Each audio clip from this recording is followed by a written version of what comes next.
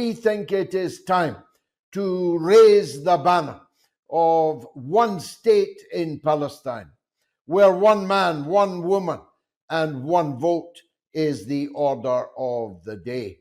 A state in Palestine in which the Muslims, the Christians, and the Jews that chose to remain there would be equal citizens under the law. And it would necessarily imply the dismantling of the whole system of Zionism, the whole system of settler colonialism that the Palestinian people have endured, and indeed the people of the surrounding Arab countries have endured for almost 80 years.